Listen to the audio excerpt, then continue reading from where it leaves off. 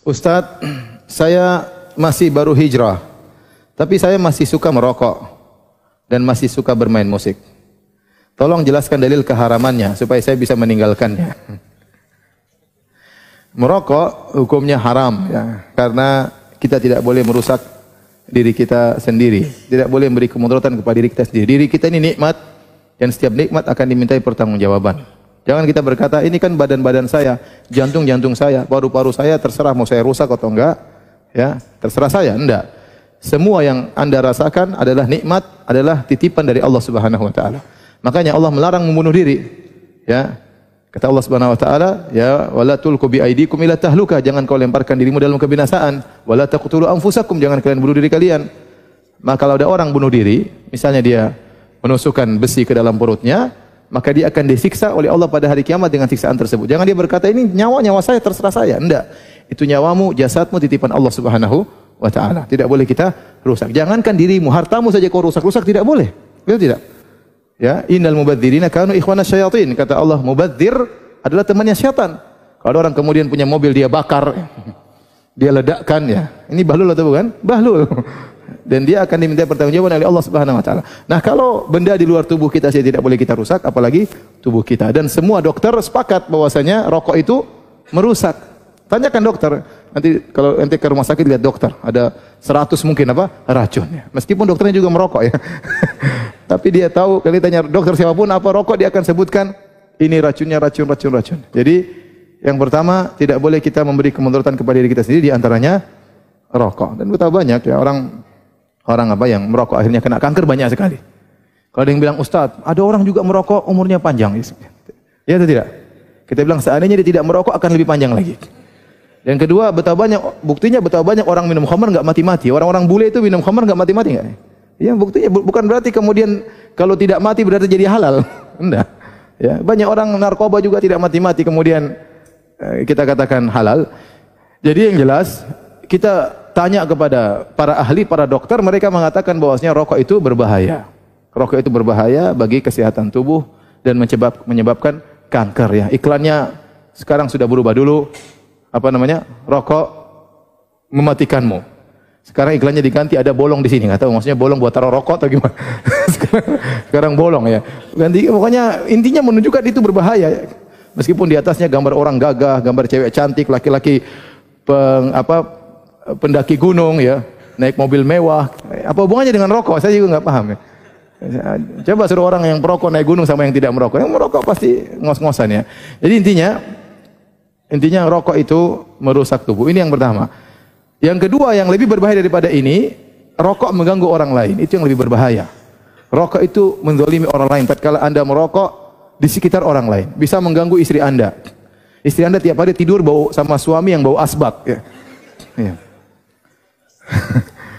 Kemudian kasihan anak-anak. Dan benar ada kejadian anak kena kanker gara-gara apa? Bapaknya. Anak sakit gara-gara anak meninggal gara-gara bekas rokok bapak. Jadi kejadian. Saya pernah ketemu dengan seorang wanita meninggal gara-gara suaminya perokok. Karena rokok pasif lebih parah daripada rokok aktif. Istrinya meninggal kanker gara-gara perokok, suaminya perokok. Jadi yang paling bahaya, yang kedua yang lebih bahaya adalah menzalimi orang lain. Dan saya termasuk orang yang tidak kuat kalau ada asap rokok. Kalau orang lain rokok, saya batuk-batuk ya. Saya pernah umroh sama istri saya, kemudian samping saya, istri saya batuk-batuk, enggak kuat. Ternyata sebelahnya orang merokok. Jadi rokok itu bisa masuk di sela-sela kemudian tembus di kamar sebelah. Istri saya sampai batuk, kepala pusing, dia tidak tahu, dia santai-santai saja. Sementara istri saya sesak nafas, sampai kepala pusing, sampai nangis, saking banyak batuk, dia santai-santai saja merokok, enggak peduli. Jadi ini yang lebih berbahaya, ente zalim sama orang lain dan ente akan diminta pertanggungjawaban Allah pada hari kiamat. Jadi rokok mengumpulkan dua keharaman, menzalimi diri sendiri dan menzalimi orang lain. Dan Nabi bersabda, la dharar wa la dhirar. Tidak boleh memberi kemudaratan kepada diri sendiri dan tidak boleh memberi kemudaratan kepada orang lain. Taib, azan dulu, kita lanjutkan berikutnya.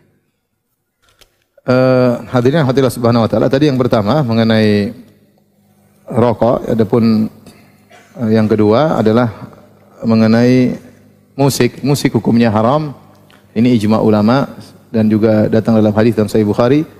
Kata Nabi sallallahu alaihi wasallam, ya,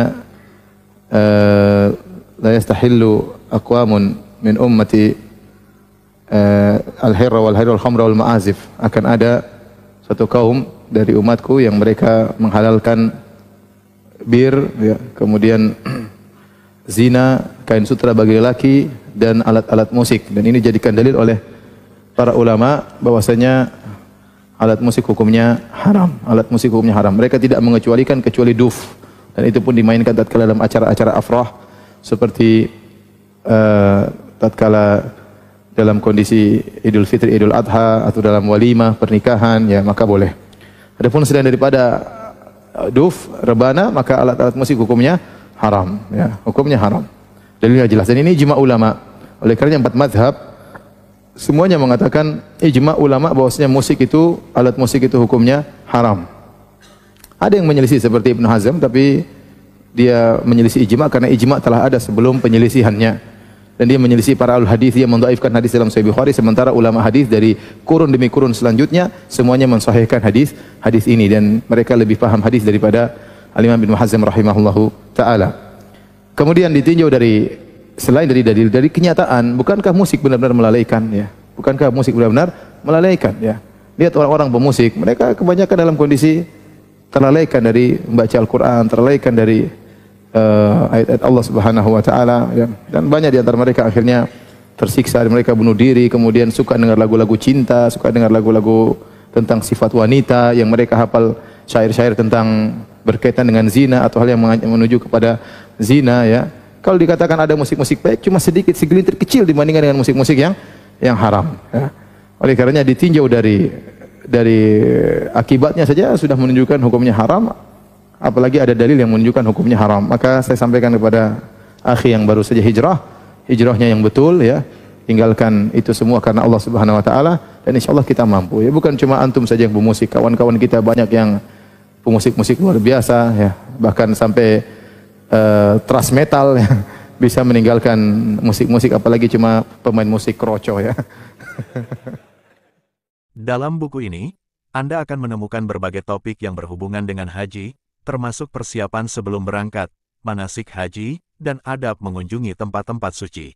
Buku ini ditulis dengan bahasa yang mudah dipahami dan cocok untuk pembaca segala usia dan latar belakang. Jangan kehilangan kesempatan untuk memiliki buku panduan haji yang lengkap dan terpercaya ini. Segera dapatkan buku bekal haji, panduan lengkap haji sesuai sunnah. Hubungi admin kami untuk melakukan pemesanan di nomor 0813 8151 1155. Segera pesan, mumpung stok buku masih ada.